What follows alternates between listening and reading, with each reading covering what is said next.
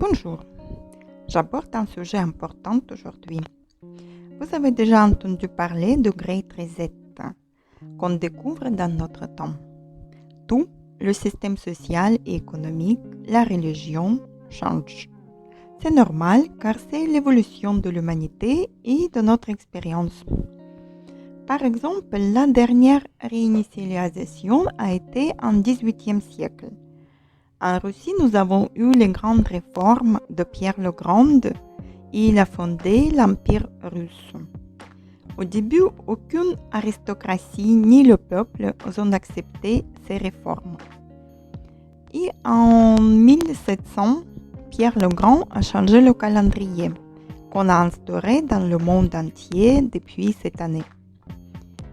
Au deuxième moitié du XVIIIe siècle, le nouveau État United States of America a été fondé, qui va jouer un rôle très important dans l'évolution et la transformation de la civilisation de l'Ouest qu'on connaît maintenant.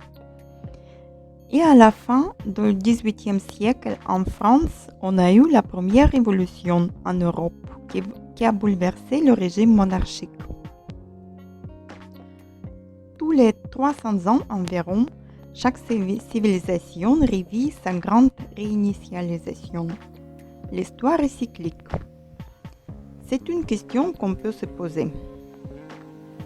Au XVIIIe siècle, le Pluton, la planète de la transformation, a passé les signes astrologiques de Capricorne, de Verseau et des Poissons à la fin du siècle. À nos jours, le Pluton a fait son cycle et il se retrouve dans les derniers degrés de Capricorne. C'est-à-dire, nous allons vivre les grands changements des régimes et de nouvelles réformes. En même temps, nous rentrons dans l'ère de Verseau et nous savons que chaque ère dure environ 2000 ans. C'est un bouleversement important pour l'humanité. Et en 2023, le Pluton change le signe et rentre en Verseau aussi. Le Verseau, c'est un signe de futur, de globalisation, d'alliance et de l'union, de la liberté. Nous verrons les nouvelles technologies, l'intellect artificiel, les nouvelles alliances, c'est inévitable. C'est avant tout une période où tout ce qui est lié aux univers paranormaux, à l'ésotérisme, l'astrologie, mais aussi les nouvelles technologies. Les médecines douces et parallèles se développent également à grande vitesse. Nous sommes plus tournés vers les autres. Le social, l'humain, la solidarité, l'ouverture aux autres sont représentatifs de Verseau. Si l'ère de Verseau apportera avec elle son lot d'humanité et de rébellion, l'ère de Poisson, qui aurait débuté à la naissance du Christ, était une période qui donnait sa toute-puissance la religion, la spiritualité, la dualité, où régnaient les émotions.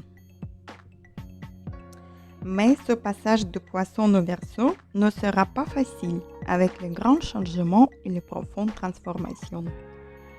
Nous vivons en période de conflit céleste entre Saturne et Uranus, encore cette année jusqu'à l'année prochaine, qui évoque bien le combat interne entre l'évolution de la conscience et les résistances de notre constitution, une opposition entre deux façons de voir le monde. Le carré entre Saturne et Uranus est une occasion de changer réellement de paradigme, d'accélérer l'effondrement de l'ancien monde. Le pouvoir politique qui s'oppose aux rénovateurs, les lois durables qui s'opposent aux nouveaux courants de pensée, le patronat et les syndicats, etc.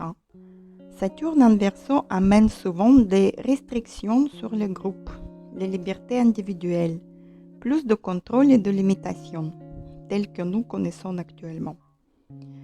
Mais nous, les humains, sommes trop petits pour juger ces événements globaux et on ne peut pas donner notre avis binaire, bien ou mal. On a besoin d'examiner la situation de plus près avec la vision globale, analyser le passé, notre expérience qu'on a reçue, qu'avons-nous obtenu. Ensuite, on peut accepter les changements. Les nouvelles technologies peuvent nous servir pour les bonnes causes aussi. Et j'espère sincèrement que notre civilisation va réunir et vivre en harmonie avec l'univers. Qu'en pensez-vous?